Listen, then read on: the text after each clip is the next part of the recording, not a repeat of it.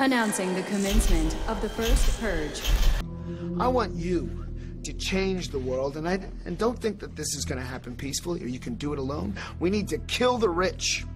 You get out there, you use your weapons, and you rip Washington apart. You hunt down the billionaires, the bank bosses, the CEOs, the scumbags and the liars, the governors, the lobbyists, the senators, because they're all the same, and you hang them.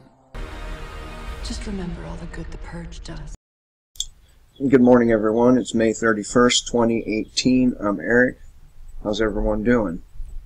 I'm here at the Free Thought Project. The company that is taking over Monsanto knowingly gave thousands of children HIV. This comes from Matt Argus.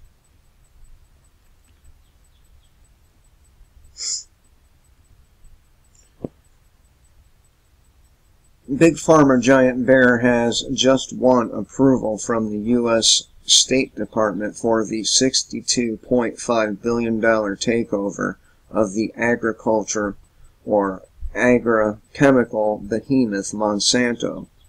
The deal, which was solidified on Tuesday, has many people on edge knowing that Bayer, a company with a sordid history of corruption, is merging with Monsanto, the company who has made an empire with its pesticide, herbicide, and genetically engineered seeds.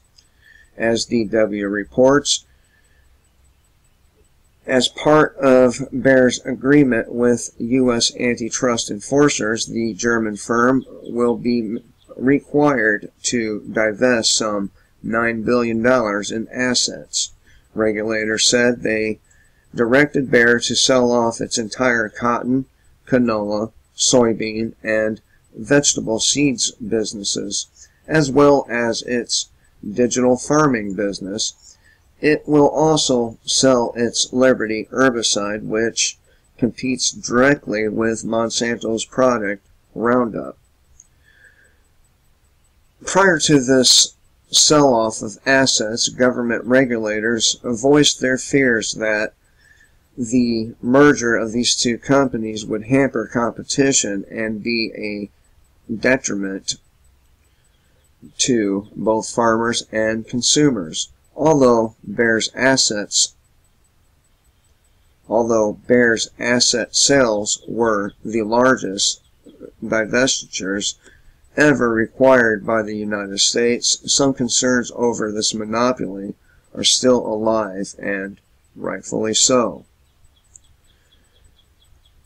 Though Bayer established its reputation for the invention of aspirin, a more nefarious incident involving an HIV-contaminated drug to be administered to children suffering from hemophilia, proved the corporation's practices aren't as noble as it would have the public believe.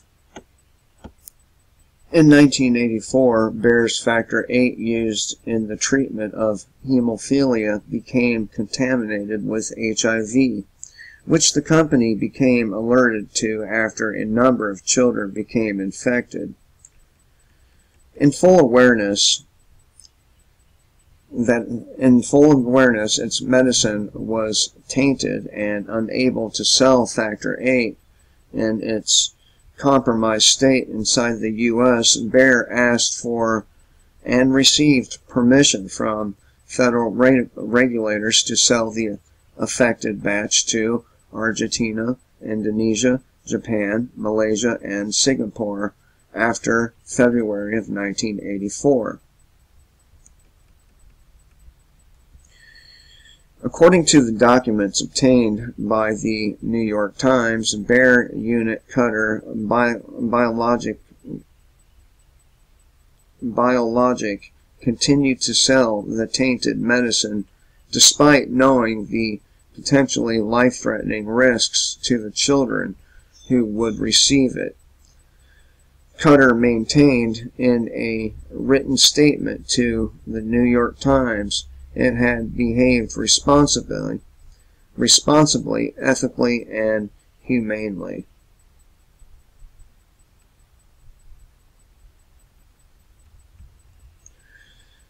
The result of the sale of HIV-tainted medication infected tens of thousands and killed thousands.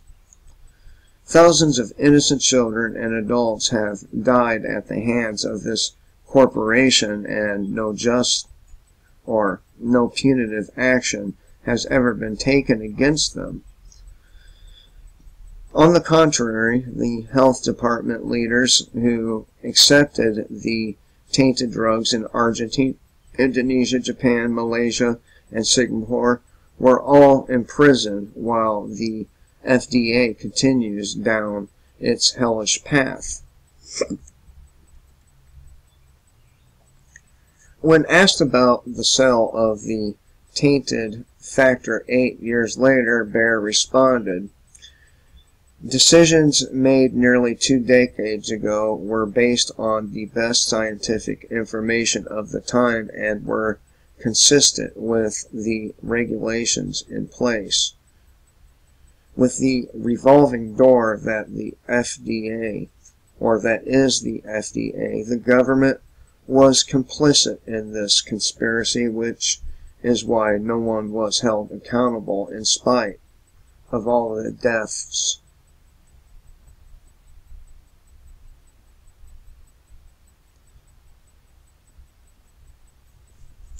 These are the most incriminating internal pharmaceutical industry documents I have ever seen, said Dr. Sidney M. Wolf, director of the Public Citizen Research Group.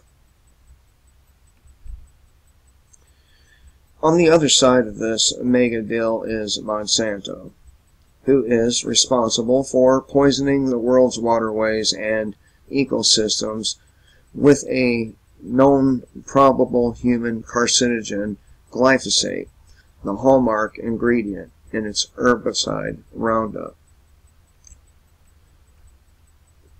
Internal company documents revealed in 2015 that Monsanto had tested Roundup for potential toxicity for years, but used the guise of proprietary information to force Environmental Protection Agency into sealing those records. They knew it was dangerous and deliberately covered up their findings and brought the product to the market anyway. Independent research scientist Anthony Samsel obtained the documents through his senator's office after having his Freedom of Information Act request successfully thwarted for years. As he described from information found in those documents, Monsanto misrepresented the data and deliberately covered up data to bring glyphosate to the market. Indeed, it has been Monsanto's own skewed and faulty research on glyphosate that has allowed its approval for use on food crops by the FDA and the EPA. Monsanto's body of falsified research and its willful poisoning of the human population on the altar of profit are tantamount to crimes against humanity. Given Baer's equally corrupt and deadly history, the idea of these two companies merging their power and influence is chilling, to say the least.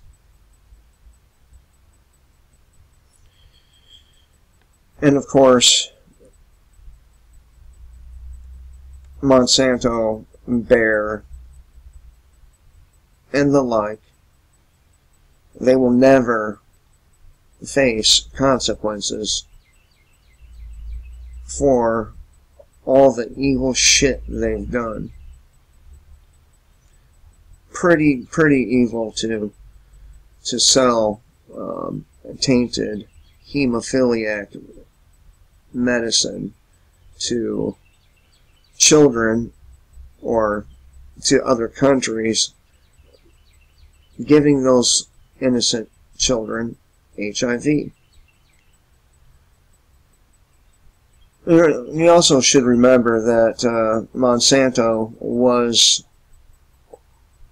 possibly still is, the company who manufactured Agent Orange during the Vietnam War.